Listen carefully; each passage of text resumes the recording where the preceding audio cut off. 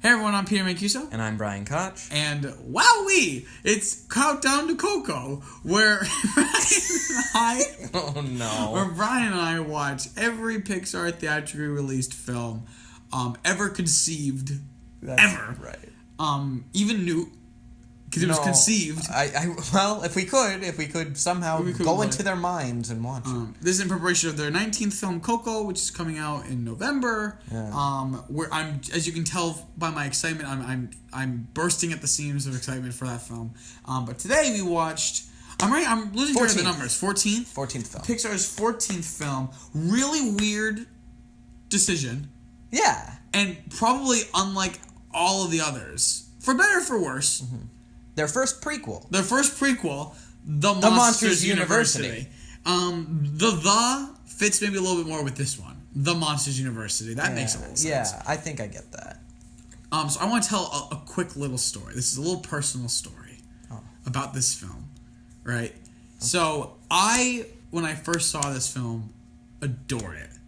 I loved it so much. It was something I'd always go back to. The reason being is because it was my first date was to go see this film. And that ended up being a long relationship. And this is a movie we would continuously go back to. Now, unfortunately, we have broken up since then. You know, for better, for worse. And I had not seen it since breaking up. Since having become single. And so when we were getting close to this, I was saying to Brian, I'm really nervous.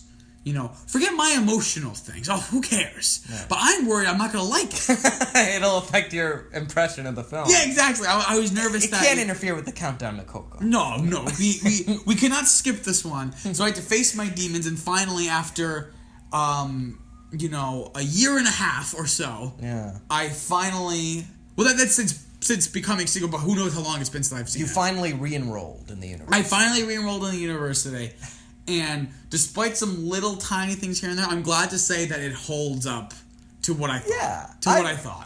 I really do love this movie, and I know it doesn't exactly have the best reputation, but I want to talk about I think we can address some of the flaws, but I do want to talk about why I think it's good. Maybe we could talk a little bit about the context of this. Yes, because you have Toy Story 3, which you have. Ratatouille, WALL-E, Up, Toy Story 3. Like, pachow! Right, and then Cars 2. And then Brave. So I think with this movie, there's two sides to this. On one hand, some people really disliked it because it's like, oh, this is just third times, like this is the third example of them, they've completely lost their way. Mm-hmm. But for other people, myself included, it starts the uphill climb. Yeah, it starts the uphill climb because I think this was, I think Brave is positive on Tomatoes, but for us, I think we could agree that Cars 2 and Brave are net negatives.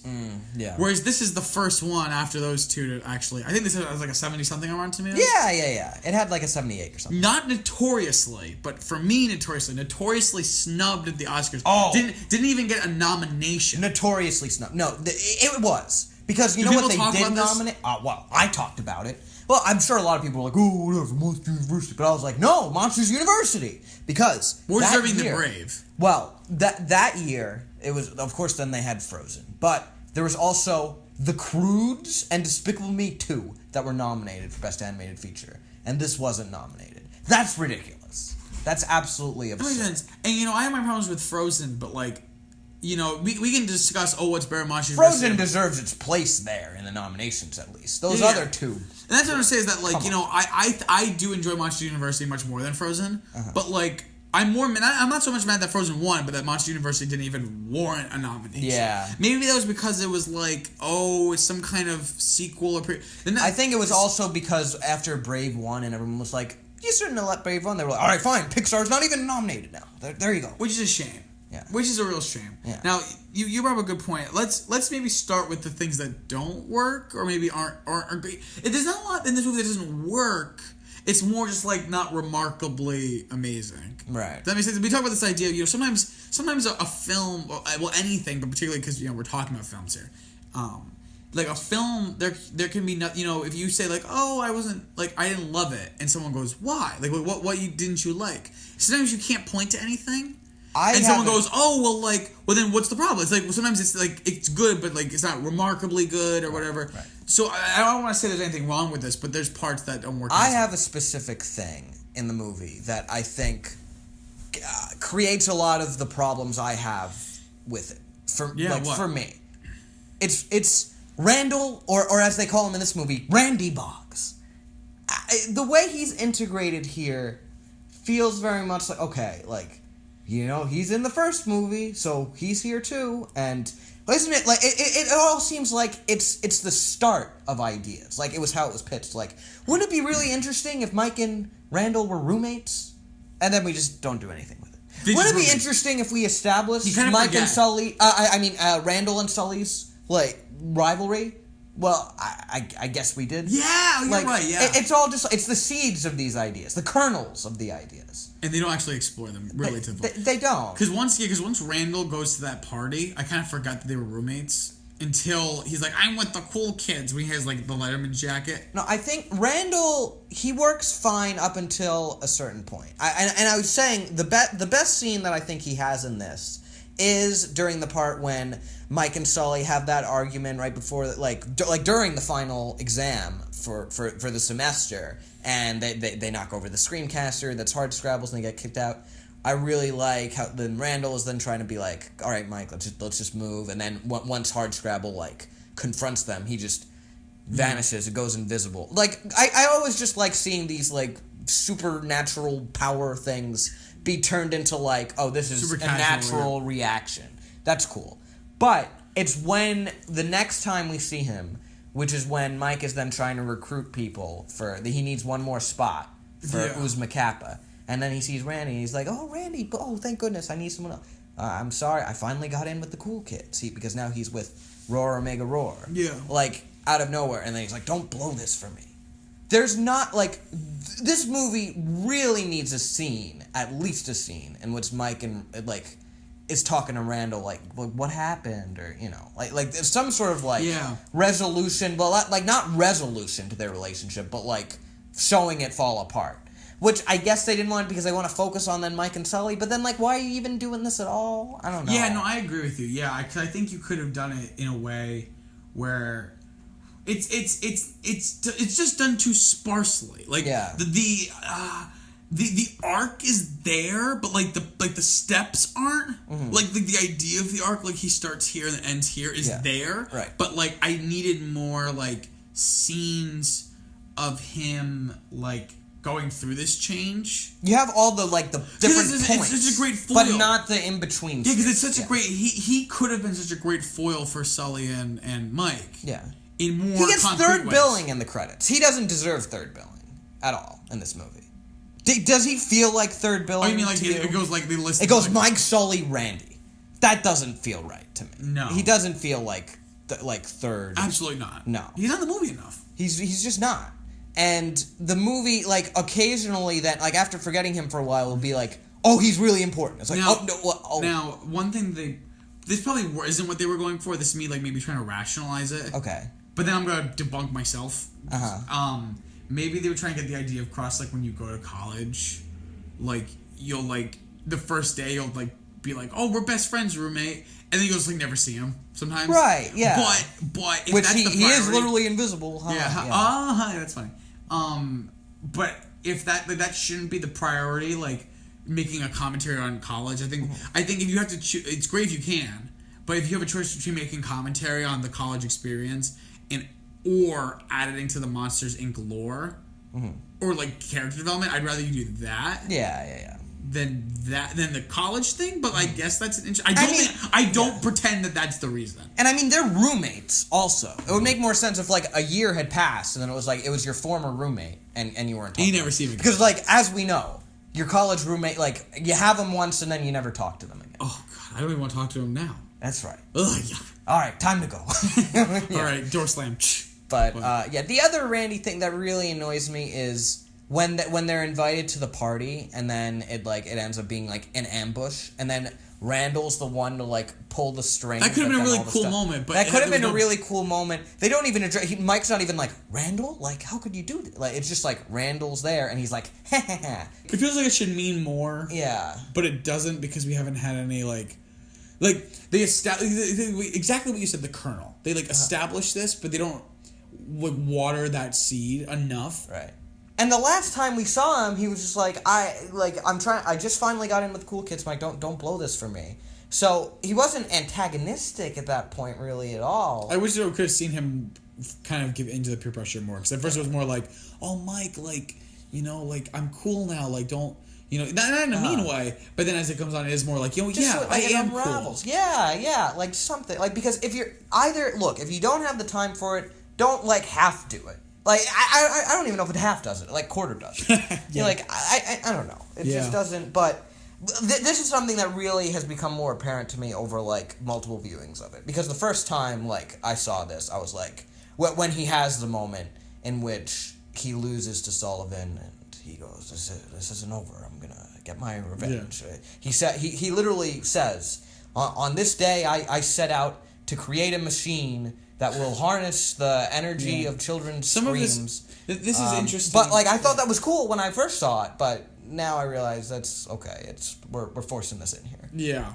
Crowbarring it in. Yeah, and that's kind of, I think, a big thing with this film is that the idea of it being a prequel. Right. And there's you can do a prequel really well or really poorly. And this movie does it both sometimes. Mm-hmm. Sometimes it's really effective as a prequel, and sometimes it is very much like like the like this is gonna be important later. Right. I know we disagree on this. Not the fact that Roz is there. That's a fun little nod, but like we're always watching. I love that. I think it works great. Because like they specifically established they were in trouble, they did something really bad, but they're let off the hook. So it totally makes sense just within the story for someone to say now they're on we're like gonna keep an eye on them. So it's like McCarthyism, like they're on like a list now, I wasn't going there, but okay, sure. What do you mean they're always watching? Like that they're gonna keep watching them, and that's the thing that Roz says. Well, that's what you say. You repeat what she said. What does it mean that she's always watching? Well, it means that they're always watching. I said before what it means. It means that they did something like bad that was pushing the boundaries of what they could potentially be arrested for, and you can justify. I know. It makes. I'm not saying. I don't think that's a stretch. I'm not saying it's a stretch. I'm just saying it's just a. Remember this line? Yeah, but it's funny and it works. And another thing that I think really sells it is the fact that we don't see her we see her in the CDA uniform for the first time, and that it's form fitting and that it's clearly like it's obvious it's Ross. That I think really sells it, because if it was just her, it'd be like, oh, haha. But that adds another layer to it. Literally, a layer. Yeah, and the thing with the abominable snowman is really funny too. I think that he was banished for tampering with mail. That's hilarious. Though I have to bring up the plot hole. Plot hole. Yes, it ruins the movie. Go ahead. Yeah. So this takes place. What would you say, like 15 years or so before the original Monsters Inc. Sure. Right. So that means, and so presumably more or less the monster. We talked about this with the other one. The monsters timeline matches up with our timeline, like they're concurrent. Yes. Right. So it's time to move slower, quicker in one or the other. Right. Yes. Okay. So the abominable snowman legend has existed in the human world for like hundreds of years. Yeah. Right? So either there was another abominable snowman, or... Which is very possible. But there's multiple ones or such. Or it's just that in this world, they never established in these movies or in the first movie that that's a legend that's been around that long. So it doesn't directly come. So you're saying that the human world is exactly like our own, except for this one small detail to make... We don't know very much about the human world at all. For all we know, they could have tails, some of them. We don't know. We see the human world quite extensively in this film. Yeah, but maybe those don't have tails. And, everyone else has a tail. Okay, you see what I'm saying? Of course I see what you're saying, but like, Jesus Christ. No, but I'm not trying to be nitpicky, because when Mike brings up all the people that have been banished, he's talking about them as if like they are these legends that have been around for hundreds of years. Like, these are like revered legends that have been banished, and we can be next. That's fair. That's fair enough. I'm just saying it's a and also some other retcon things. Like what? The thing about the fourth grade.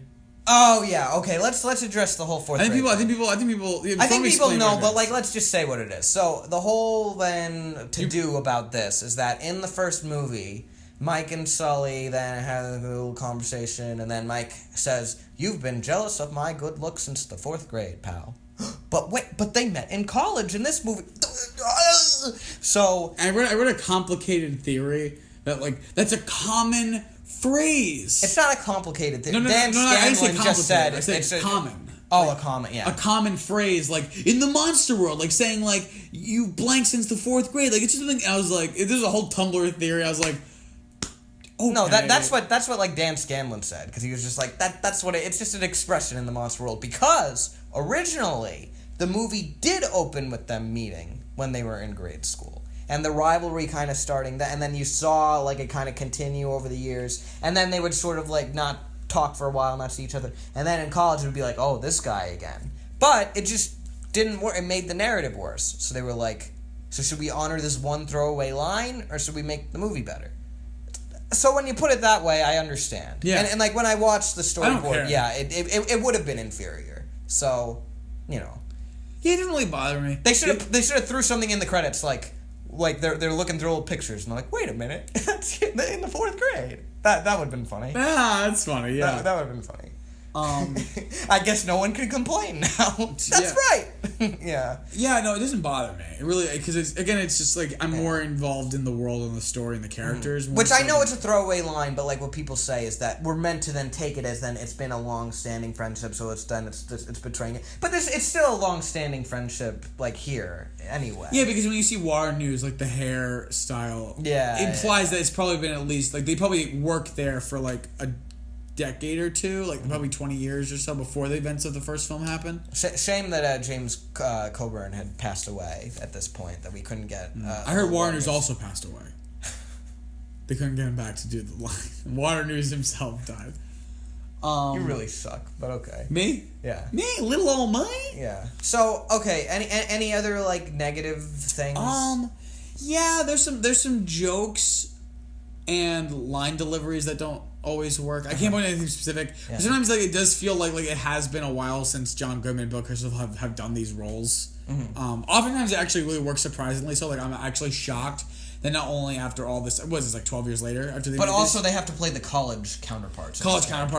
Sometimes just the way it's scenes will be constructed, just the way they'll the takes they'll choose of certain You know what we talk about, a very different example, but remember how we both criticized, I don't know if on the show or not, we both criticized Andrew Stan's crush in Finding Dory.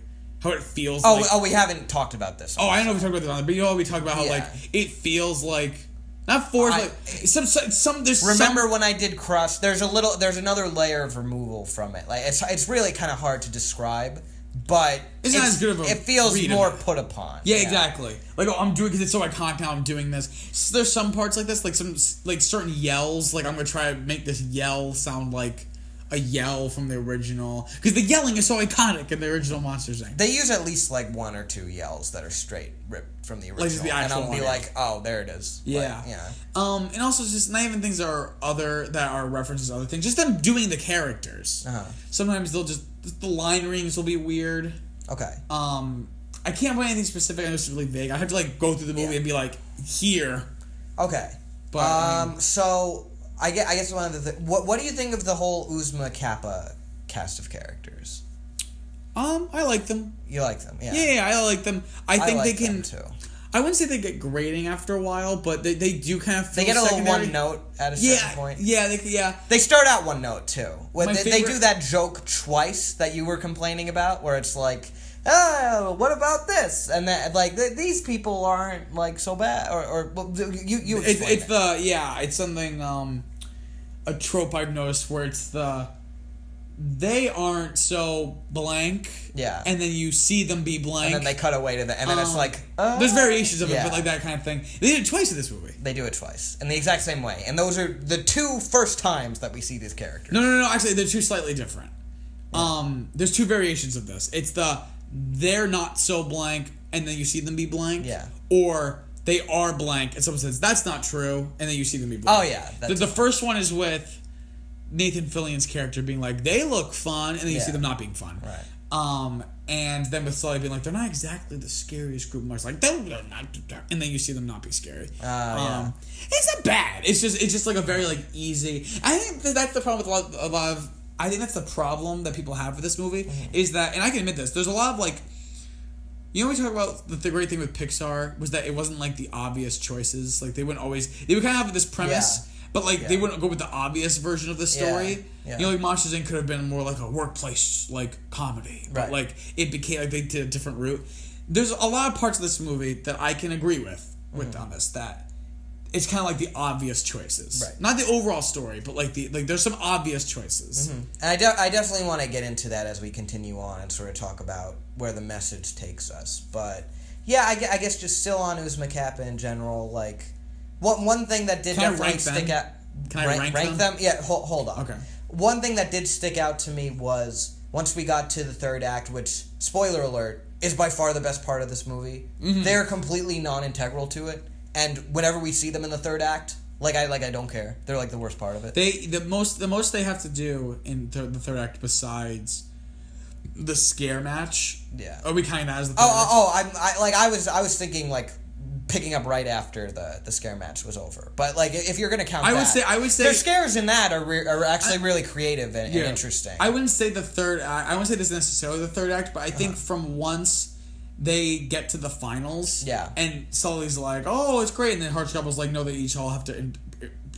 Everyone has to prove. And then they have that great scene where he's trying to help Mike train. That's such a good scene. Starting from there, I think that's where the movie like soars. I agree. I absolutely. There's some stuff in there that isn't great, but but my point being is that the only real thing is like when Mike has already gone through the door, and it's like a whole crime scene, and Sully's about to go in, and they're like, "No, let's help." Right. They have the punchline of that is just the older Don guy Carlton, going in to do sales. Doesn't make any sense. Not really funny. Yeah.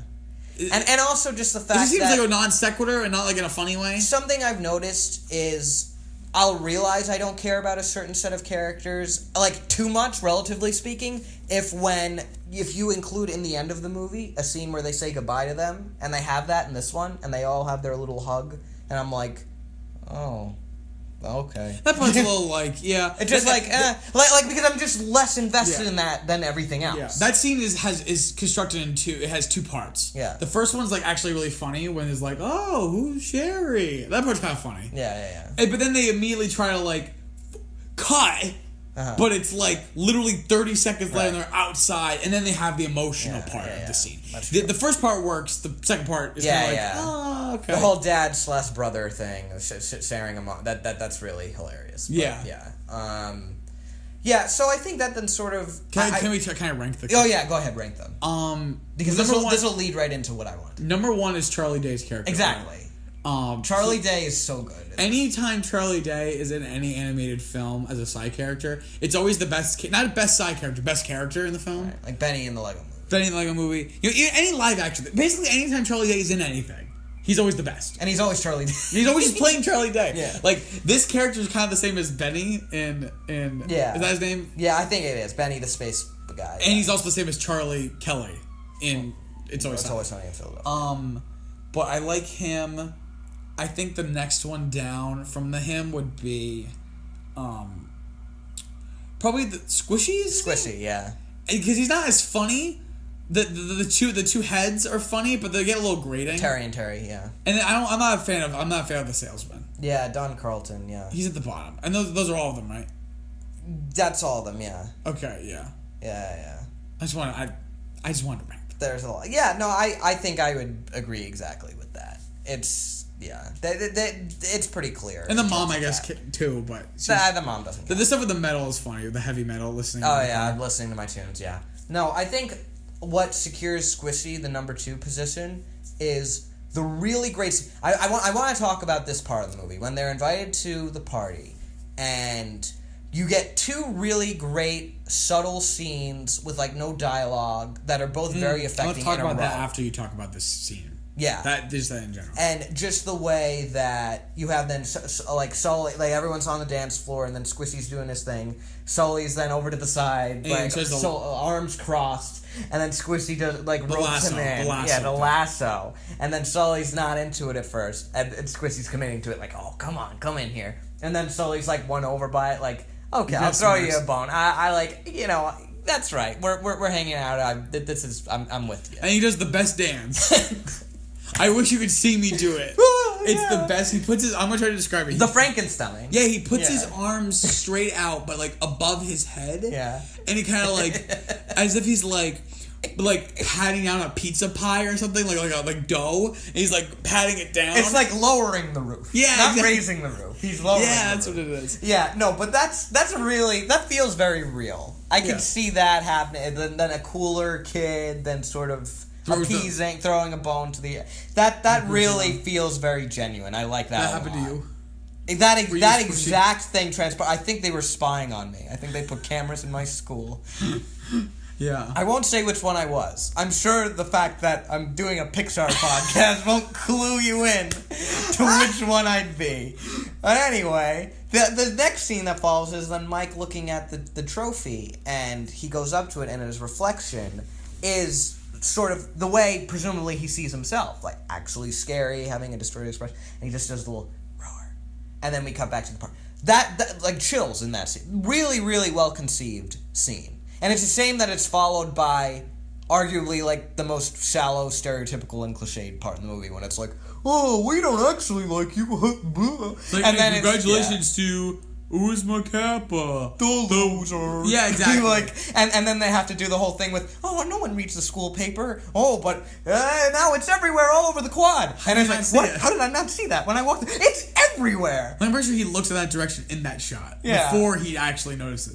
It's ridiculous. Like, but right after that, it gets okay again, because they have the funny joke where they're selling, like, the T-shirts with the picture on it. It's like, it's charity. You don't want us to sell for charity. That's funny. This guy hates charity. This guy hates charity. No, that guy also gets a little grating sometimes. A little crab guy. As much as I love Nathan Fillion, his character's a little one note as well. Like the Nathan Fillion just plays one. But that's character. fine. Like that's. He's totally not in it fine. enough that I don't mind. He's Captain Hammer. It's okay. Yeah, basically. Oh, that's who I was trying to think of that during but I couldn't think of his name. Yeah, Captain Hammer from Dr. Horrible. But yeah, the whole thing in that part.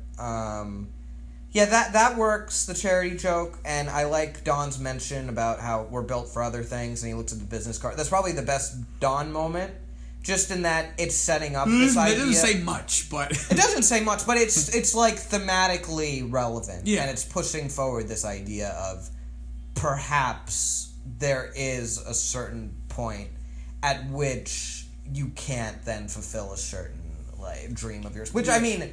They're still going to become scares regardless, so I guess then it's a little bit... well, it's really more about... It's less about Sully and more about Mike. Yeah. And this idea that Mike wants to be the guy like on the front lines. Mm-hmm. Because the thing is, they do prove themselves. And like I said, they have the creative, really clever ways that then they do... I think the message still stands. Yeah. Because basically the whole idea of...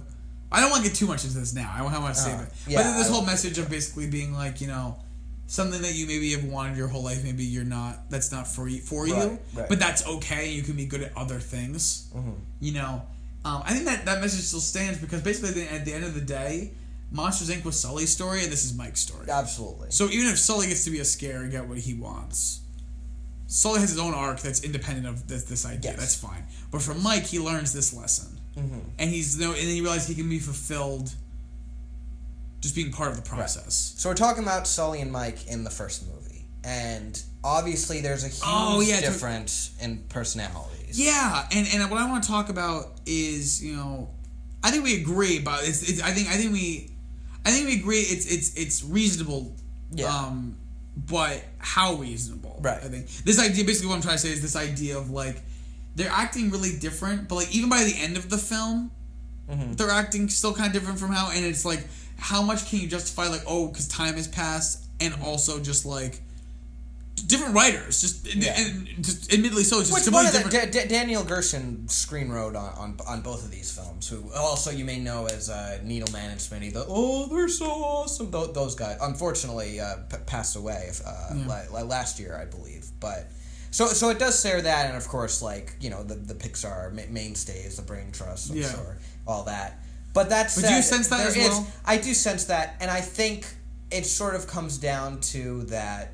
For purposes of this narrative that they had to get across, Mike had to then sort of come across as this really earnest, like, go-getter, which, of course, then he's not in the... It would be very interesting if Monsters University really did come out first, because then when you would see Monsters, Inc., you'd be like...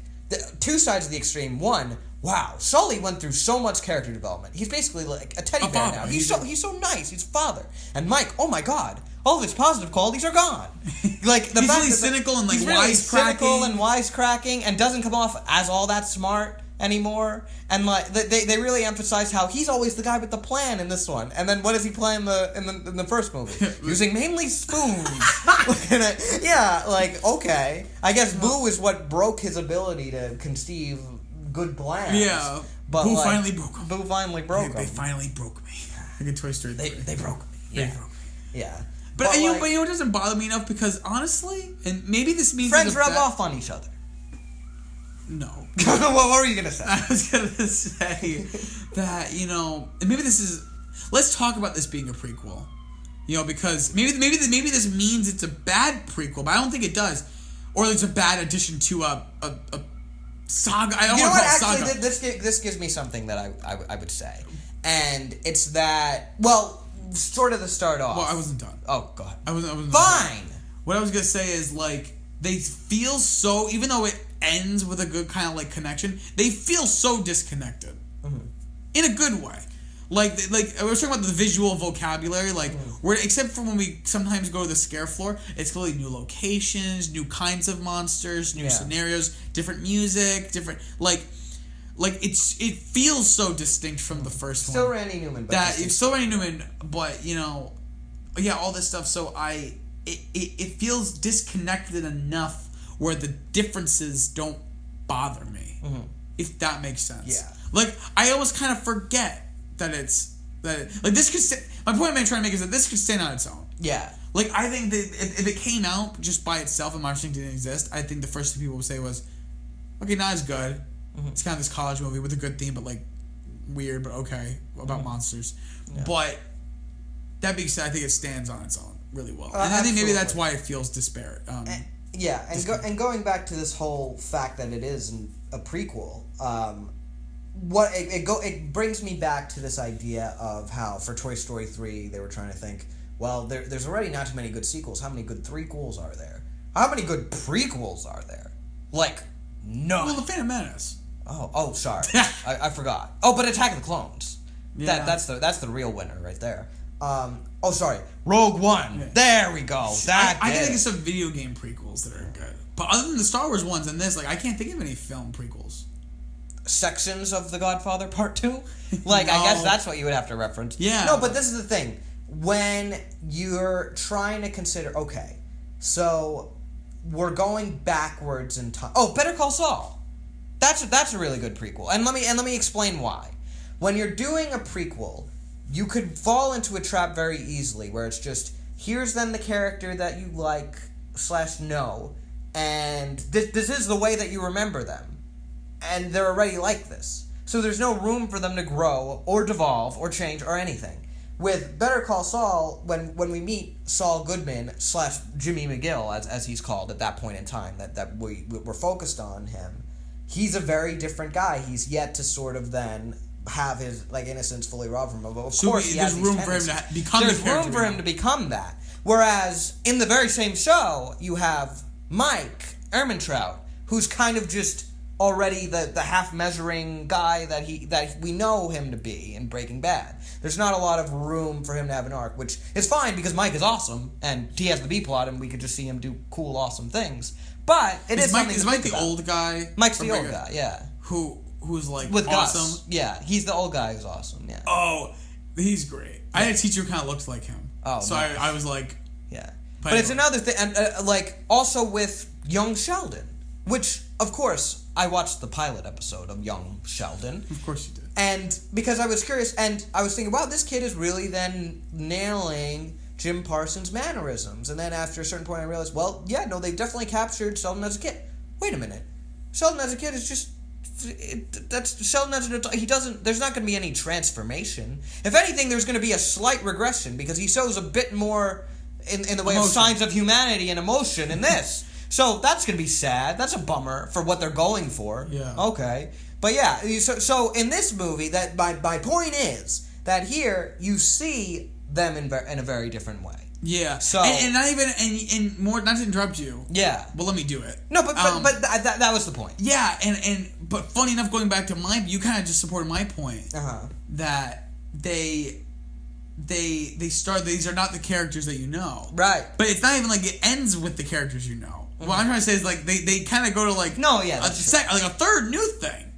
And then presumably they turn to the characters we know in this like time frame. It's like Moonlight. It's like the missing pieces that we wish we had. But yeah, and it's just really interesting to see.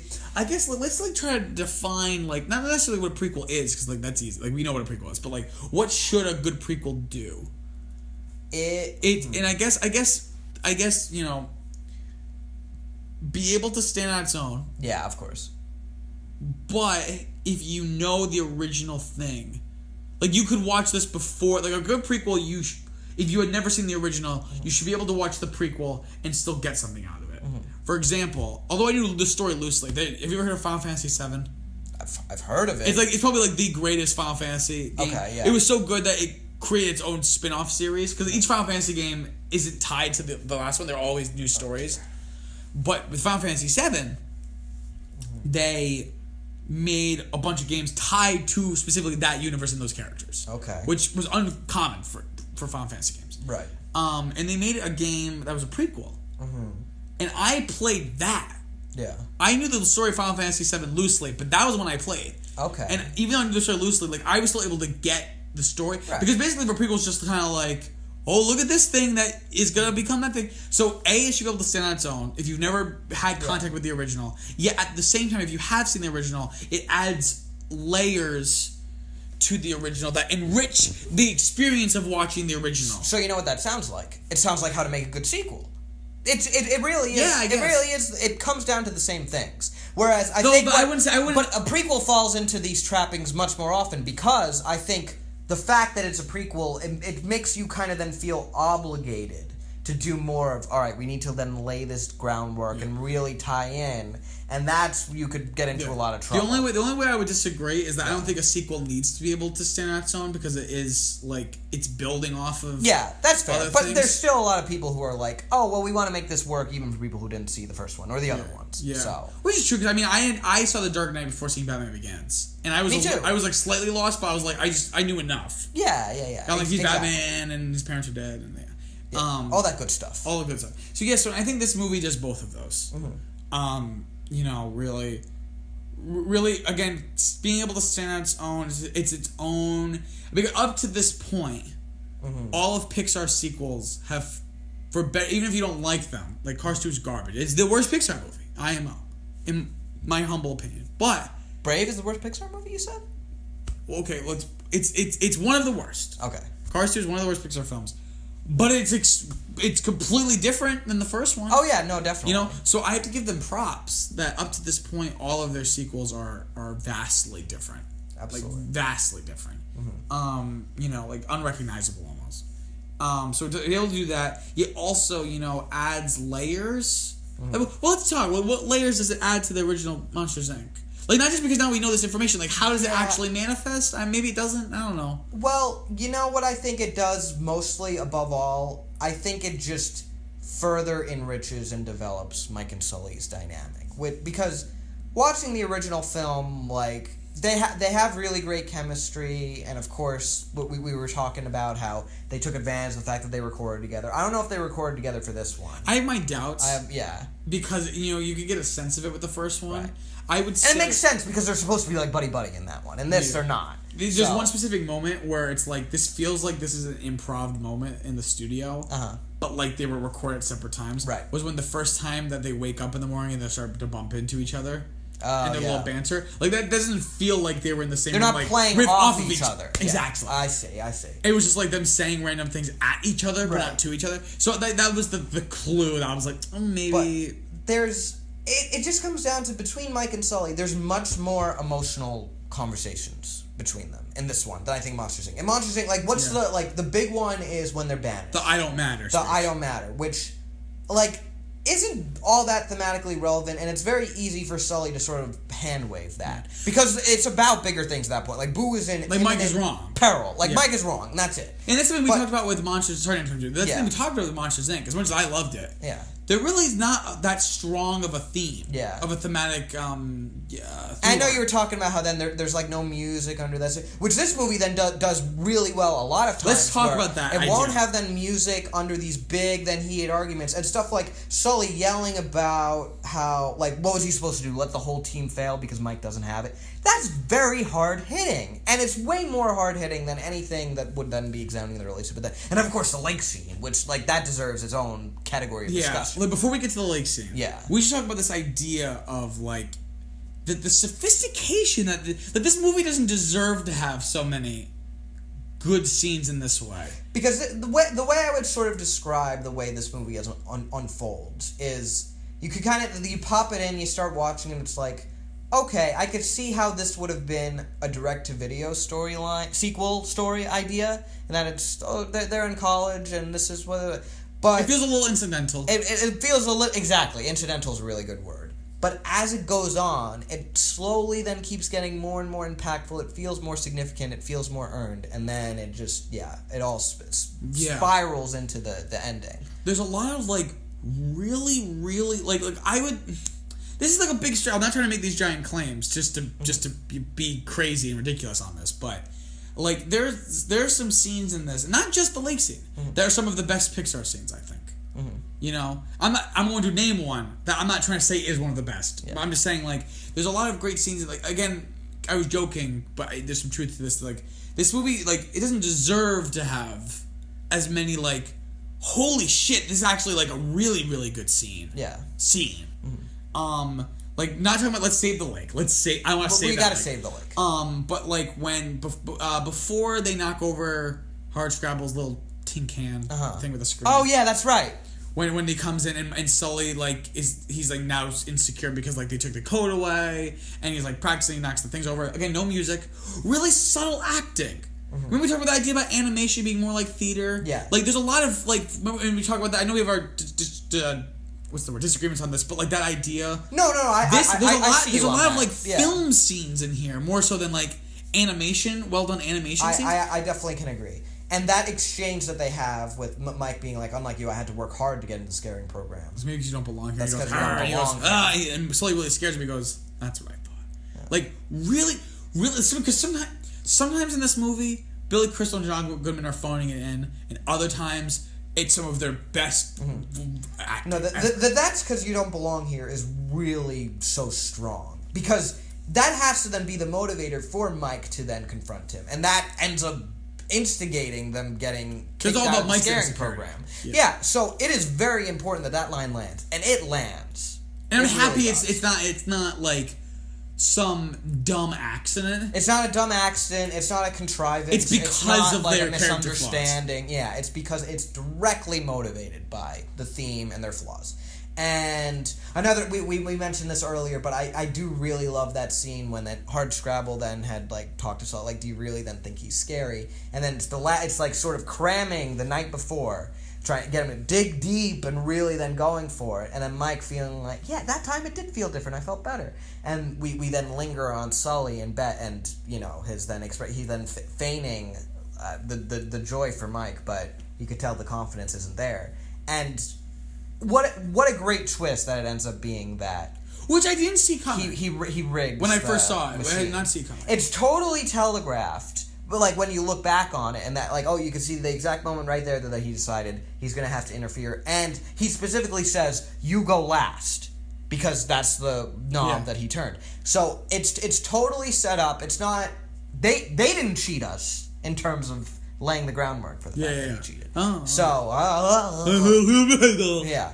But it's really strong. And that gets me towards this larger idea of the fact that this movie... It's a different story, but it's disguised as like an underdog movie. It's not an underdog. And then that climax happens, and you think the movie's over. Yeah. And it's not even like like when you see it, honestly, when you see it, yeah, it's not like, sometimes they'll do the fake ending in a movie, but that feels like it could be a real ending. Yeah, because it's not one of those fake endings where like like, oh, this can't be. This is obviously the fake ending. No, it's not. Because the scare games have all built up to this. This is the final round. And this is the point at which I can forgive, like, a lot of, like, the more generic stuff that the new... Because this is where it gets... Like Johnny Worthington, Nathan Fillion's character, and all this stuff with, then, you don't belong here. And then they establish, even very early on, I feel like the first scene when then all the kids are like, oh, you're not scared. Like, they're really then, like, trying to, like, hammer in this idea of he's not accepted, he's not seen as traditionally scary, all of this, really then pushing it, coming to the point that they do that classic movie thing for an underdog movie where he hears the echoes of voices from throughout the film of people that told him he couldn't do it. It's really well done. Yeah. It's really well done. And then 1-2 punch, boom. Yeah. So I think then a really good way to sort of justify all of that is because they tricked you. They used all of the traditional tropes that you would associate with the underdog storyline, and then 180. And it's all the more effective because they really made you feel like that's where it was going. Because people always complain, like, oh, it's just a college, like, it's like just Animal House. Right, but it's using that intentionally. Yeah, I'm agreeing with you. Yeah, because it dupes you, because people basically, a lot of people's complaint is it's a college movie, but it's like G or PG, like. All great college movies have this, like, raunchiness. And even raunchy in a shallow way, but, like, Animal House is raunchy. But they got beer pong in here somehow. Yeah. Like you've seen Animal House, right? Yeah, of course. And do you like it? Yeah. It's like, and I don't mean to say when I say raunchy, it doesn't devalue it. Like, the great college movies are reflective of how college is. Not to say Animal House is realistic in any way, but, like, the idea... But it's a celebration of sort of the fun side, the debauchery, like whatever you want to call it. But anyway, people's complaints it makes sense here. Yeah, of course. Like, how can you do a movie about, like, college and, like, well, you know what helps? The fact that we're framing it from the perspective of a character who's very focused on their studies. That helps for sure, because it doesn't feel like, okay, then we're getting into this party scene and we're not able to go all the way with it because obviously it has to then be family friendly. No, it makes how the monsters sense. Party. Yeah, it's just it's how the monsters party, but it's through this lens of a character that isn't concerned with that. That's not his priorities. Yeah. So that really then I think helps sell it. But yeah, it really does then do that 180 and totally fools you, and I think it's very smart in how it uses that. And I understand why then everyone's like, oh, then the jock bully and all these underdog tropes. But they have a purpose here. Yeah. Well, I would slightly disagree. Okay. I think that's an interesting, like, benefit. Sure. But I don't think that they're using all of these tropes to pull a 180. I think sometimes they're using them because, like, they're not being creative enough. Yeah. Okay. I think sometimes the tropes are genuinely placed there to be the tropes and not, like, as a means to, like, trick But even you. if so, it works the that movie way. Overall then ends up subverting. Yeah, I agree with you on that. So, like I understand that in the moment when someone says, "Oh, Mike, you don't have it in you," we are supposed to then take it at face value and take it seriously. Like that, I understand, but in the overall context, in the grand scheme of the film, that's what it ends up doing retroactively, and it works to this film. Basically, once Mike realizes the thing, it becomes like a really unique story. It's very important. You know, I'm gonna get personal with this. Oh God, who knew this would be the personal? This is no, but this whole idea of the fact that Mike had this path that laid out for him that he wanted to then be a scare, and he then, as time went on, it became increasingly more apparent maybe this isn't the right way to go, and then realizing maybe there's another way that I could remain in the field that I love but not necessarily do that thing still. But that's okay. It's not that I'm giving up on my dream. I'm just changing it, and based on what I've learned about myself, evolving it. Yeah, it's not giving up. It's just it's moving forward. So that really meant a lot to me as I was then trying to think about. As a kid, I always then I knew I was into movies, and I was saying I wanted to be a movie director when I grew up. read That's what everyone like says. I want to be a movie director. Yeah, but as time continued to go on, I realized that what I loved was less the directing aspect and more the good writing. parts. The good parts. You're not as interested in the good parts of the movie. You're just unfortunately, it's just that crummy writing, the stupid written pages. But that's what I liked. So, but I felt like it would sort of then be a disservice to myself than what I had laid out. But like in terms of my dream then am I giving up on that? Am I settling? I guess is the word. Am I settling? That's a good word for that. Yeah. But when I watched this movie, I was like, no, I'm not. This is like, so it really affirmed this idea, and I haven't seen this in any other movie, especially college movies. Which then, like Animal House, like fun as it is, isn't really concerned with getting across any sort of like lesson. The only movies that are about college and also about something are really schlocky. Mm-hmm. The closest I can think of is the movie Accepted. Oh. Do you remember that film? Oh. Where it was about the kid who, like, he didn't get into any college, so he, like, made his own, lied about it. Do you know what I'm thinking about? I don't really remember it, so I don't think it's really any good, but it was about, like, the idea of, like, you can be what you... I forget what the thing was, but there's no, like, great college movie that's about, like, about thematic things. Like, Animal House is not really about anything. It's just, like, fun... Recarving your path, rediscovering yourself. Which is what college is for. It's what college is for. And, you know, I like the boldness of that. And I like the boldness of the fact that they get expelled and they stay expelled. There's strong choices on display here, and it's very unique. For a college movie, for a family movie, for just any movie. And it had an impact on me, and it made me realize that it was okay to, like, evolve my dream. And I think it can have that impact on anyone who watches it. Yeah. For sure. And it's thought through, and it's smart, and really unique. Like, again, going back to the unique, like, I can't think of another story that this is like the whole message. I can't think of anything else. This movie, like, I really have to give it credit. It's really good. It's really good, yeah. It's really good. It's really good. This theme is so strong. It resonates. Now, if I can get on my soapbox here. Okay. Yeah, I want... Not my soapbox. It's not like a message or anything. I don't have, like, a point here, but I want to talk about the lake scene. That's right. Let's talk about that lake scene, boy. Now, like, this was my first date ever. I was 16 years old when we went to go see this movie. The reason why we went to go see this is because we were going to go see Iron Man 3. But she had already seen it. So I said, let's go see something we haven't seen. And coming out the same day or the week before this was Man of Steel. Oh. And then I started to hear it wasn't great. It was getting mixed. So I was like, maybe I'll like it, maybe I won't. But I don't want to go on a date and see a movie I don't like. Because then I either have to lie and say I did like it if she liked it. Or go into nerdy Peter film mode and be like, oh, I don't like it because of this. And I was like, what's a safe movie? Thank goodness Man of Steel wasn't good. Yeah, exactly. So then we decided on this. So I'm like, oh, this will be like good or whatever. Now, mind you, I had not seen a Pixar film in theaters since Toy Story 3. Okay. Right? And it was like 3 years earlier. Yeah. And funny enough, actually, when I saw Toy Story 3, it was like kind of a date.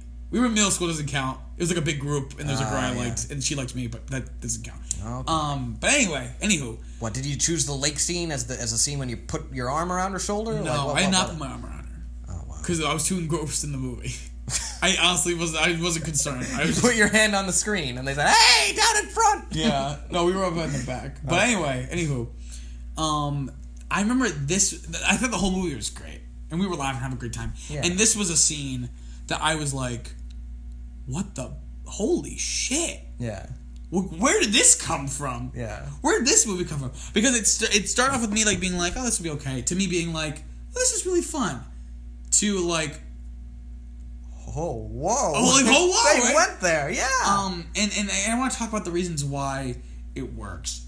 Again, number one, I think it goes back to that sophistication.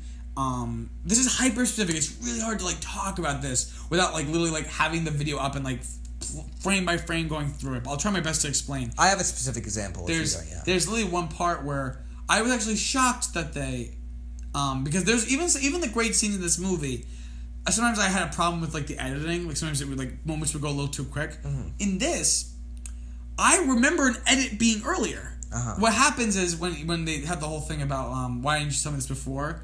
Really long pause. Well, we weren't friends before, and this is really minute, but it matters because this is filmmaking, and this is the editing. It really is the essence of filmmaking, in my opinion. Yeah, no, for sure. The cut came later than I was expecting. I mean, like in your head, if you've seen it, like you kind of like anticipate the cut. The cut back to Mike, you mean? Yeah, yeah. And the cut back to Mike was much later than I remembered it. And then I'm talking like a second or two. Like it's not much long, but that matters. It lingered on Sully and really showed that he committed to that feeling. And then when it cuts to Mike, it's not immediately like he looks right up. We cut to Mike. He's thinking about it, and then he looks up slowly. Like that was like. It wasn't like he looked at him and smiled, like, that's right, we're friends now. It was a really slow, really risky. Yeah. Because here's the thing: let it play out. Yeah. And let it play out because it really, at the end of the day, we have to admit, we're sad sacks of shit. These are for children. These are meant for children. What? No. So for them to do that, I think it's a big. It's a little scene, I know, but like it's an important scene. Yeah, but I'm saying a little moment. I know, but that whole scene. But like, so we stumble. Let's start from the beginning. So Sully finds Mike sitting there, almost like a jump scare. Like, well, let's say where we are. We're in the human world because of the fact that Mike is then trying to, after realizing that Sully cheated, and he tries to scare the kids, and he can't. He tries to scare the kids. I was like, "Ooh, look, he's so cute." And ends up being a campsite, which is so great, and that the door then leads to that really then clever choice. And my God, the atmosphere—it's genuinely very intimidating and scary. And I love the sort of the E.T. influence with you see like sort of the keys jingling of the police officer or the park rangers rather in this case, like really really strong. All of a sudden feels like we went into a totally different movie with way higher stakes in the best possible way, because it still directly connects to the themes and character arcs that we're addressing. But like man, like wow, like up to cranked up to 11, like totally.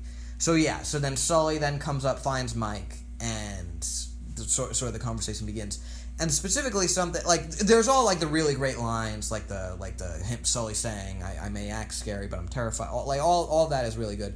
One thing I specifically noticed this time that I thought was very strong in terms of how natural it was when Sully starts to give the traditional sort of "I know how you feel" line, and Mike responds, "Don't do that, please don't do that." It feels so it feels so real. So real, yeah. It was really well more real. Here's the thing: I'm gonna say something bold. Okay. I think the most naturalistic and like genuine like truthful moments in any Pixar movie. That totally makes sense to me. I don't know, maybe that's not the word like there were there's no false moment. Raw. Raw. There's no falsity to it. Is that the word falsity? That's the word. There's no falsity to it. Like it feels so like almost unsettlingly real.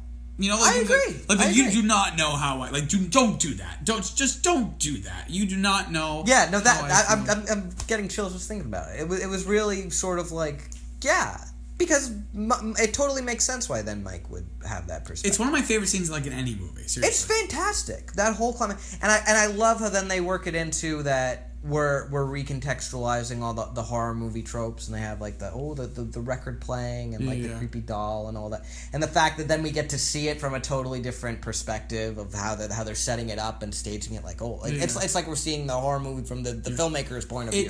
It's written so well that I forgive this, but the one issue, and it's not really an issue. Sure. And we can just, as soon as I'm saying, you'll be able to, oh, well, no, and you'll explain why it's not an issue. But, no. Yeah. It's kind of like the idea of when he says, like, I know I act scary, but most of the time I'm terrified. Yeah. It's almost like too clever of a notion I can to say. Yeah. And that's where like that realism is somewhat broken, but it's such an interesting concept that I always forgive it. Yeah. And exactly. A little less forgivable when he's like, you're not scary, but you're fearless. I agreed. It's a little, I don't want to say contrived, but it's like a little too clever of a notion. Mm-hmm. I feel like no one would naturally come to that. Mm-hmm. It's very like a writery thing. Yeah. But it's so interesting that I forgive it. Right. You know? It feels a little bit like a smart sitcom where it's trying to tie up all the loose ends. Yeah. But, like, leading up to it, it is really good how he's coming up with all the examples. I've been riding on your coattails since day one, and the only thing I did was catch a pig. Oh, actually, technically, I caught the pig. Exactly. That's really funny. Yeah. That's really good. Oh, I feel bad for that bus driver just sitting there. It's like a 5-minute scene with Are you getting on or not? Yeah. Ross is also a bus driver. That's recoverable. Because she hasn't become a secretary yet, because it's when she starts to hear that... They start getting the ideas of... not the ideas, like the intelligence. That there might be some kind of thing. That's when she starts to work undercover there, right? I guess so. Yeah. So she wouldn't be working it there yet. She'd probably... And she would be a bus Inc. driver. Probably not, yeah. Probably bus driver. But anyway, back to the lake scene. Again, like, you know... It should not be underplayed. Like, take the writing out of it. Like, what are the cinematic techniques in that scene that make it work? I think the editing, that's like really, really effective for this. Like the way it's shot, that atmosphere, that shot. Oh, after he says "I'm terrified," and you see that from the two of them, the moonlight, with the moonlight, because the way the colors contrast, like with their kind of more cartoony. One perfect shot right there. Yeah, that's fantastic. Because I remember seeing that in the theater, and no music during the scene, all quiet, like just the sounds of the forest. I remember in the theater going like, "Holy shit!" Like seriously, like being like wow. I did not expect a scene like this in this movie. Yeah. When I took this girl to see this movie, I'm like 16 freaking years old. Crying. Yeah. I'm like, yeah. No, it's very disarming. That's the word. That's how I would describe it. It catches you off guard. Disarming. Catches you off guard. That's what it does. Because it's you sort of but not seem out of like, place. Okay. Yeah, not out of place. Not out of place. You seem, all right, I'm going to go on this little haha, well, Mike and Sully, but they didn't like each other back then. And then it takes you to these places, and you're like, I didn't know you were going to take me there. Yeah. Wow. Genuinely wow. I just want to interrupt. Go ahead. Because I think it's gone by quicker than for you as well. Yeah. Like, I was like, oh, how long are we talking? We've been talking for over an hour. Oh. It has not felt like an hour. We have not said too much negative stuff about this movie. Uh-huh. So, let me ask you a question. You're not going to... I don't think I will either. But we'll have to see when I look. But I don't think we're going to put this up in our top 5. No. Why not? We've barely said anything negative about it. Well, we have, though. But we talked a little bit in the beginning, but like, our positives seem so... I'm not trying to agree. I'm also trying to wrestle with it. Like, why is it not? Here's the thing. Again, I'm going back to what I said before. A lot of what makes this movie great is that third act, is the way it ends. And it sort of retroactively makes me feel better about it in general. But that said, still then watching it through, you could sort of then... You can see the holes in it. You could see... You could see that it's just... It's sort of hard to describe.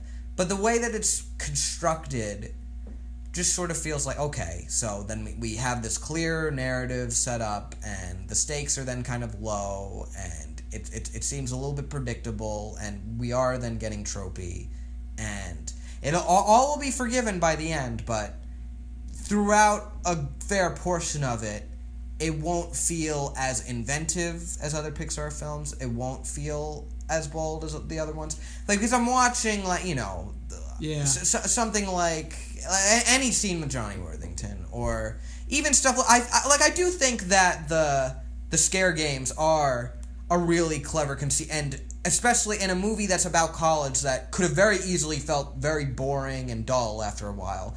Good, like, sort of like injection of excitement into the storyline.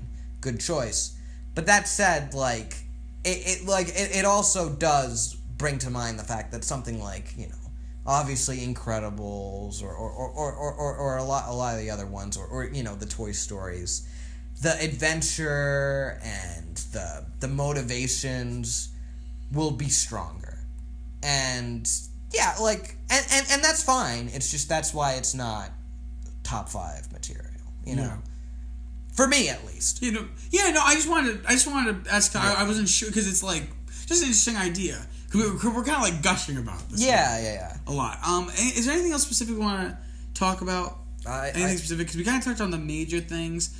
I think the animation's great. Mm-hmm. I remember maybe it's because I hadn't seen a film in theaters, a Pixar film since Toy Story 3. Right. But I remember distinctly in this film, like, they've really nailed their, like, in-computer camera with, like, the focus pulling. There's a shot in the movie. This is insane. Yeah. Just try to make it as realistic as possible in the prologue. With little Mike, when they see him, he's like, Mike crossed the line. You have a shot of Mike. Nemo's swimming out to sea. But then they zoom in. But the zoom, when after they stop zooming in, he's not in focus. And you see them, like, get into focus and miss, and then come back to him. Like, it's almost like a documentary, like... I didn't catch that. That's really cool. And also, like...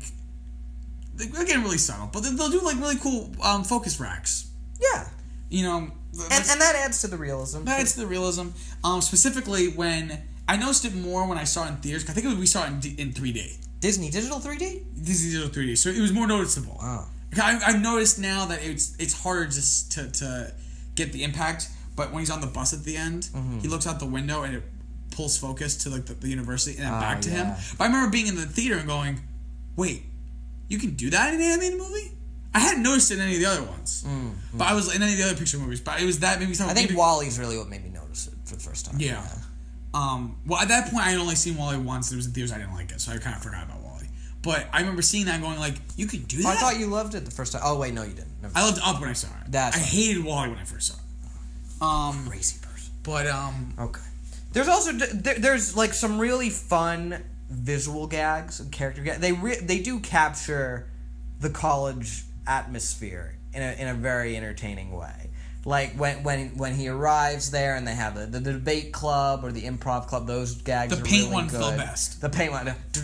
Boom! That's really funny. I also I love the students who like right before the test they're cramming. There's the one with the eyeballs holding up the books like it's like 8 books and the one with all the arms with the coffees like so trying to stay awake. That's hilarious. I don't understand. I didn't get it as much. I didn't appreciate it as much when I wasn't in college. Yeah. Now that I'm in college, I'm like, and the movie just sort of like casually brushes by that, but yeah, they're really really funny visual gags. So I wanted to give that a shout out. I just had a bunch of other like sort of disparate things that I wanted to mention. I'll to give myself some credit. Okay. I want to say that the very minute but interesting point that we brought up during the lake scene, after the lake scene. Oh, okay, go ahead.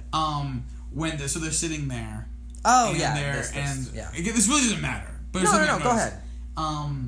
When the actor says that because we weren't friends, then they hear the police, park rangers, whatever, coming. It completely encapsulates their personalities. Yeah. Because I almost said Woody and Buzz. Mike you did that a lot in the Monsters Inc. video. Well, because it's like the dynamic duo. Right. Another dynamic duo. Mike hides, whereas Sully runs. Yeah. And it kind of shows like Mike is more like plan oriented. Like he's thinking like I'm gonna duck down and figure out like what I'm gonna do. Whereas Sully just is impulsive. He'll just do what like fight or flight kind of thing. That's something I noticed. Just little interesting like character choices that they'll have throughout the film to like highlight their different personalities. Spoons. Forget it. That's it. I'm out of ideas. I can see you smirk. I'm like, why are you like giggling? Because I knew that's what I was gonna say. Yeah. Okay, but yeah. Some other just random things. There's a big missed opportunity in this film.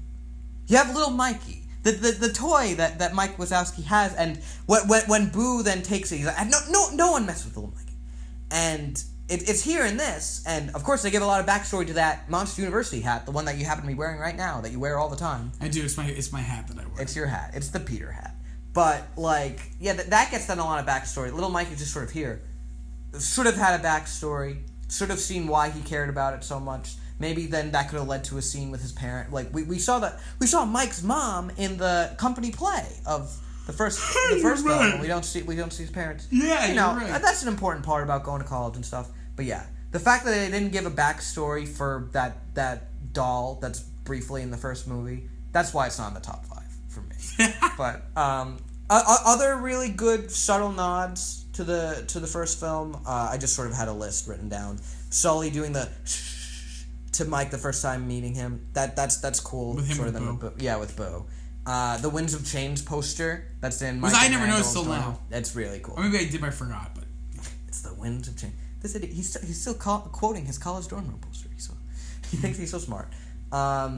Really cool touches how we sort of then see the technology in terms of that the training human robot is less realistic than we see it in the first movie, and the scare board is less advanced too at Monsters Inc. Really cool. Yeah. Shows a nice attention to detail.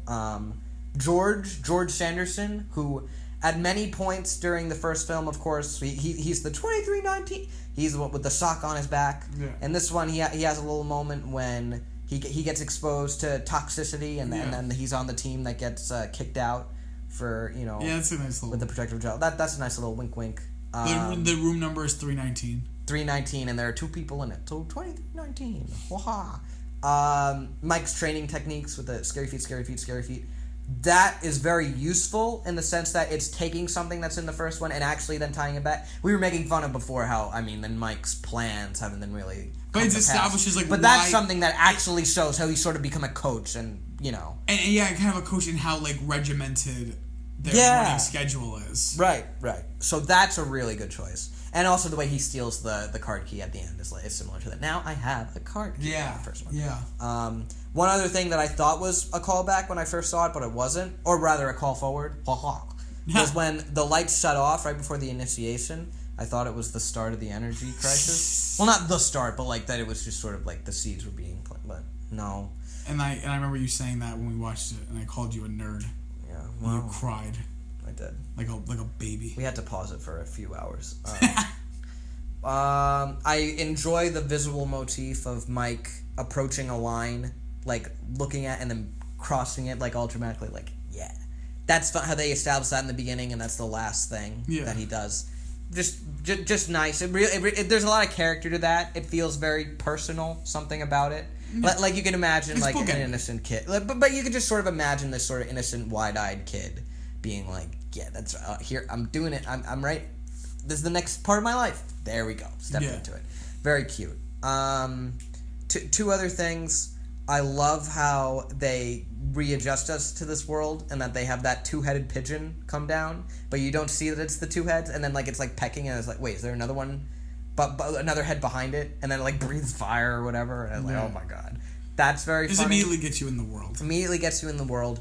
And then the one last really interesting thing that I noticed was the fact that in the beginning, Mike's teacher, or at least whoever was then mediating the field trip to Monsters Incorporated, is voiced by Bonnie Hunt. And you know who voiced the character in the beginning of the first scene of Monsters, Inc.? The one who's the orientation instructor? Bonnie Hunt. Please don't call me Karen. Right. Please don't call me Karen. So just really interesting that she voiced one-off characters in the first scenes of both Monsters movies. Yeah. Always thought that was cool. But yeah, I think that's basically everything in terms of random one-off things. Yeah, I think. Yeah. But maybe I guess just touch on, maybe we can talk about overall kind of. Or maybe why don't we just do the rankings? Do the rankings, and then we talk about overall. Oh jeez. Things. Do you want to go first? Or do you want me to go first? I don't know where I'm putting this. Yeah, I don't really know either. I gotta look at the list. I'm gonna pull mine up. Okay. And I'm gonna talk it out on the show. Okay. So I have my picks already. So what's your ranking right now? From top to bottom: Toy Story 3, Toy Story 2, Toy Story, The Incredibles, Finding Nemo, Up, WALL-E, Ratatouille, Monsters Inc., Cars, A Bug's Life, Cars 2, Brave. Now let me ask you this. Yeah. And we can work from here. Okay. Does it go above the original Monsters Inc.? You see, that's going to be really difficult. Because what I do know for sure is that it definitely goes above Cars. It goes above Cars. It better go above Cars. Well, yeah, I'm just saying that it goes above all of those movies. Yeah. That much is for certain. Just in that there's not... Because you have Monsters Inc. so low that's like the threshold past like the danger zone. Well, yeah, Monsters Inc. and Cars, there's a pretty... I think there's a pretty big difference between those. And then A Bug's Life and Cars 2, again, a pretty big difference. But yeah. Jeez. This is really tricky. I guess you have to think, what would you rather pop in and watch? That's the answer. These aren't objective, because I think when we get to mine, I'm really going to have to really reinforce this idea that it's not what I think is better, but which one I would just rather watch. Right. You know? What would you rather pop in and watch? Monsters University or Monsters Inc? Like a normal day in the life of Brian. But that's rough because depending on what day it is in the life of Brian, I'll have a different inclination. But I am leaning in a certain direction.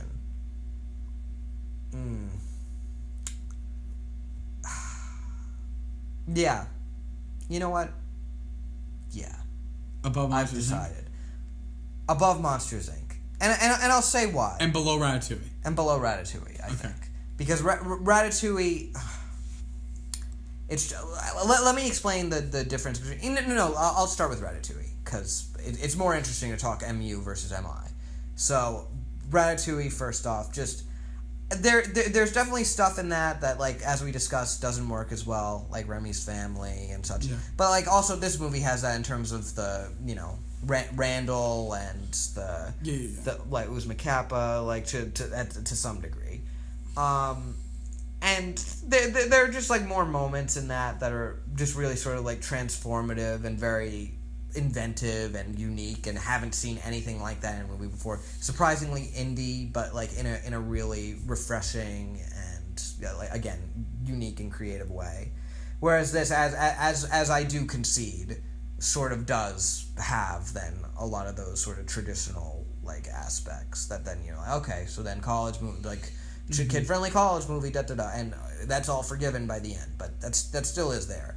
MU versus MI though, the thing with Monsters Inc. is it's great, it's a really fun movie. It's very interesting to think about door like chase versus like being stuck in the human world as two different climaxes. Yeah. Because they're very different. Yeah. And I think that sort of speaks to ultimately where these movies' priorities are and how they're different in general. Because with Monsters Inc. it's about, all right, it's really fun and we're taking advantage of like this crazy sort of high concept idea. Whereas Monsters University is less about sort of flaunting the high concept nature of the idea. One, because we've already seen it. Yeah. Two, because it's not really the focus anymore, because it's more character driven. So it's more about, all right, so we're going to launch these characters into this world and deal with like all of their flaws and misgivings and their relationship head on.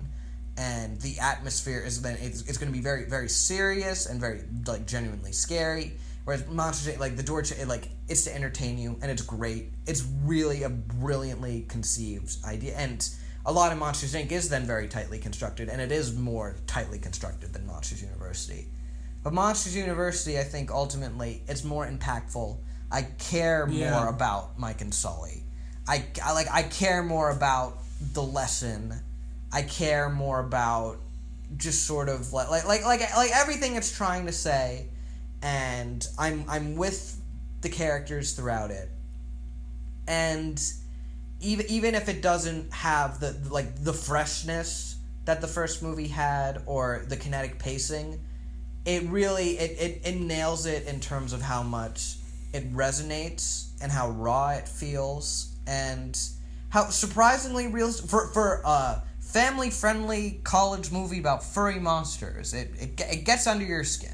Yeah. It does, and I have to give that credit, because when I do watch Monsters Inc. now, like it does feel, I think to a lesser extent than when I revisited it a few years ago, but it feels smaller than when I was a kid for some reason, and I think it is because we don't let these moments sort of then sink in as much. There isn't anything that's quite as hard hitting. So it just sort of is like, all right, then the set piece after set piece is really entertaining. Whereas this, I'll be like thinking about this. This one's gonna, stay stirring around. Yeah. So that's what I would say, and I feel happy about that. I think I'm satisfied with that. Yeah. Okay. And I know I think most people would put Monsters Inc. above Monsters University, but I'm not most people. No, God, I know. I know. I wish they had done that song somewhere. If I didn't have you.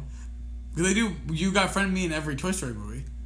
So I wish they had done. They should have done the prequel version. I will not have you. Ever. I don't know who you are, so I can't have you yet.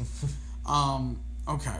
why don't I go through my list as of right now? Okay. So we can kind of see what the playing field is. So from bottom to top, Cars 2, Brave, A Bug's Life, Cars, Up, WALL-E, Toy Story 3, Toy Story, Finding Nemo, Toy Story 2, Monsters Inc., Ratatouille, and The Incredibles. There must be a mistake.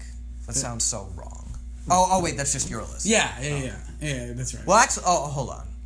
To remind you, you were talking to me about how you wanted to make an adjustment. I said the rules of this at the beginning. I'm gonna break my own rule because I've been every time. The rule that we had in place, and we should still keep the rule for the most part. This is like you get one chance, you get one like exception. I told Brian the rules for this ranking are once it's set, you can't shift anything around because you're trying to go off of your impulse and like what you're feeling in the moment. Yeah. But I think I made a mistake. And I think I didn't really believe the choice when I made the choice. Cars 2 is number 1. No. In my list right now, I have Finding Nemo above Toy Story.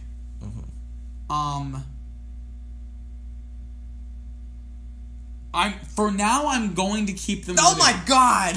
But I'm gonna say that every time I do one of these lists, I feel like Finding Nemo is. I'm not sure where it goes though, because if I put it below, if I switch it with Toy Story, Finding Nemo, well then Finding Nemo's still above Toy Story 3. I'm like, well, actually, I don't think I like Finding Nemo more than Toy Story 3. So I need to think about this. I need to reflect. I think you get a chance to swap at the end after we see Coco. All right. You're allowed one swap. Sure. But let's focus on then Monster University then. Yeah. So you brought it up, so I just wanted to address okay. Yeah. No, I'm glad we did. I too have to walk through this. Yeah, so let's So walk through for me, it's definitely above like the bottom half. Yeah. Which is Cars 2, Brave, Bug's Life, Cars, Up, WALL-E, and Toy Story 3. Which at a certain point, Up, WALL-E, and Toy Story 3, it's like, what? I couldn't put it above. It's at the end of the day, like maybe some of those are better constructed. But what would I rather pop in and watch? Yeah, no. What would I rather pop in and watch? Exactly. I'm just saying. For so myself. now it's going through each one and saying, what would I rather watch? All right. Toy Story or Monsters University? This is the original Toy Story. The original Toy Story, yeah. And this movie gets a lot of brownie points because of that third act. Like, the movie gets a big pass for any of its transgressions because of that like last 30 minutes or 25 minutes. So, but it is so good. That's the thing.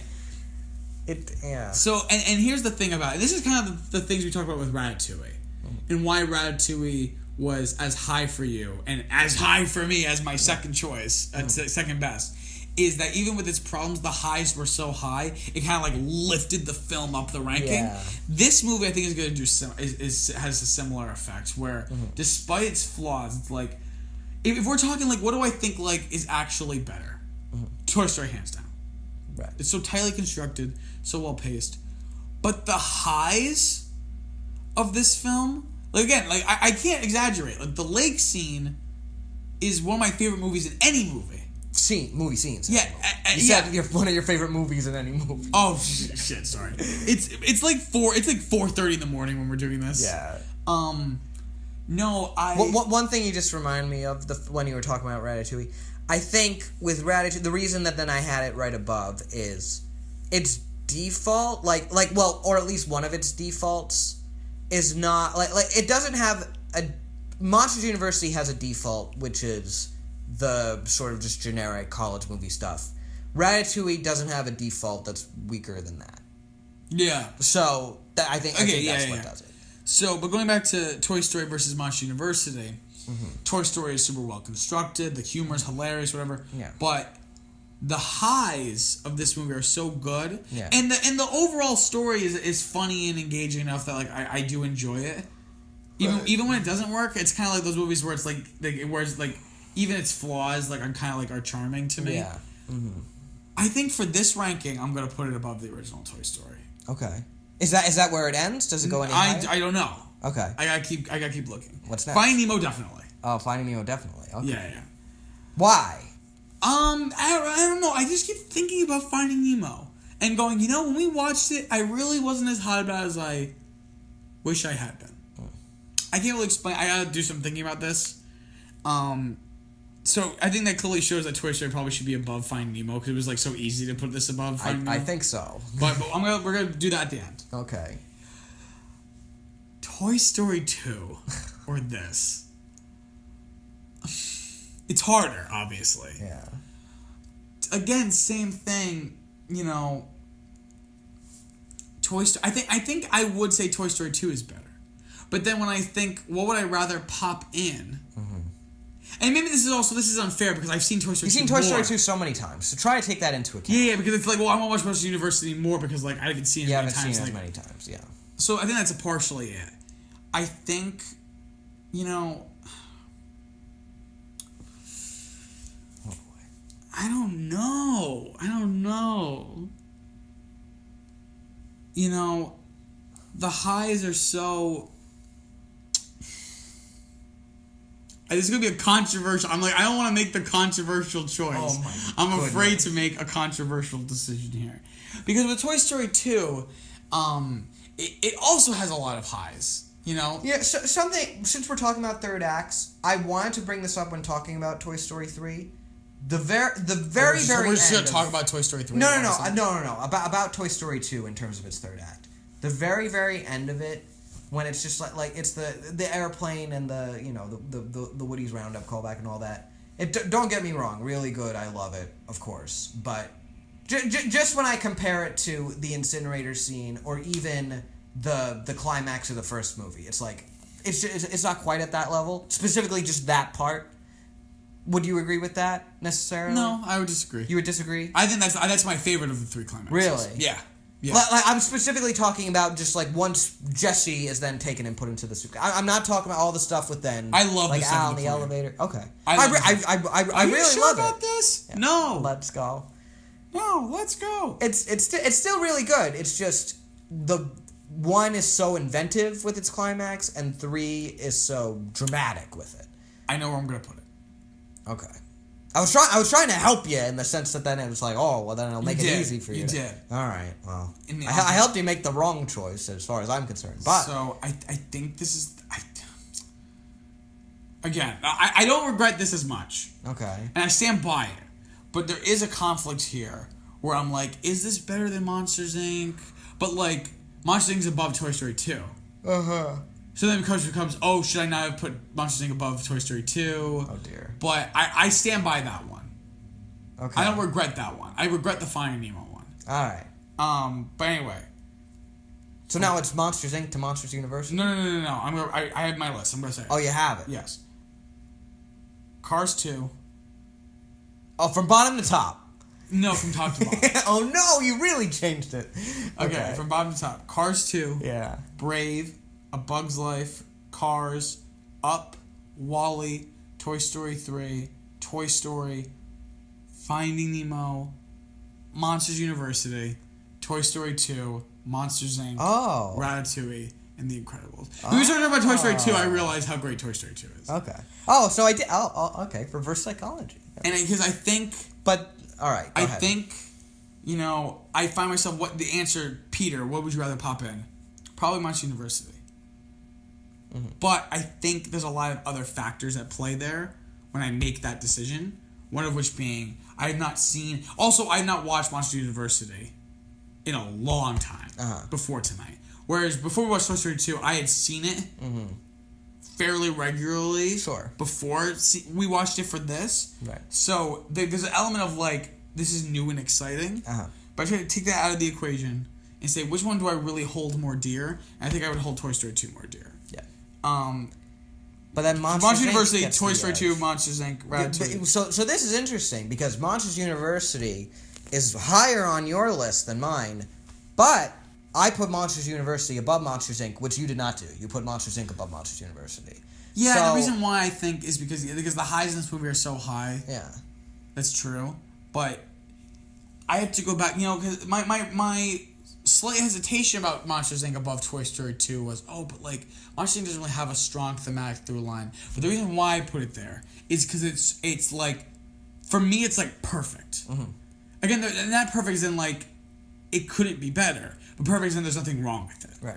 Like, it was just so perfectly crafted that it deserved, like, I felt like it earned that spot on my list. That it was just so, and it was so perfectly crafted.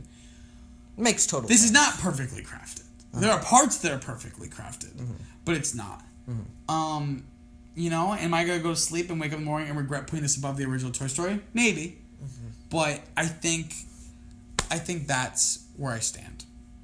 That took a while, but it was hard. No, it was hard. And, like, quite honestly, I could have totally foreseen this being that I then put Monsters, Inc. above this, and you put Monsters University above Monsters, Inc., but... I almost, honestly, when we were talking about it, until we busted out the list, I was ready to put it as my third, above Monsters, Inc. I was ready. Yeah. And then we started talking about it, and I looked at the list and went... like once I saw the list, I was like, maybe not. It got too real at that moment. Yeah, but too real. But still, top 5 is pretty good. The list making got very real. And I don't foresee anything getting. I don't foresee the next 4 films that would right 4. Yeah, I don't see the next 4 films going above cracking the top 5. So Monsters University top 5 for me. That's probably the only person to ever say that. But anywho. So it did make the top 5. Yeah, where's Monsters Inc. Laugh Floor rank? Oh, I like the Laugh Floor. I like the Laugh Floor too. You know what's really cool? After then Monsters University came out, they added like they sort of then changed the show a little bit. But my favorite thing they did was they added a plaque that I think they like donated some like proceeds to Mike and Sully did to Monsters University. I think that's what the plaque was commemorating, something like that. Oh, that's cute. But Dean Hardscrabble, what it said was on it like thanks for like keeping on surprising me or something like that. Oh, that's great. That's really cool. Very good. I want to see the third movie that combines the 2 mythologies of the films. Yeah. So we have like Dean Hardscrabble with the new it'd be cool to see a third film that combines the two. Where are they? It was Macappa Monsters. Did they retire? The trading cards in the credits seem to suggest that they went on to work at Monsters Inc. We're done. Thank you guys so much for listening to this very fruitful discussion. I feel. Yeah. Next time we're gonna be talking about the 15th Pixar film, The Inside Out. Thanks so much, guys. Bye-bye. Bye.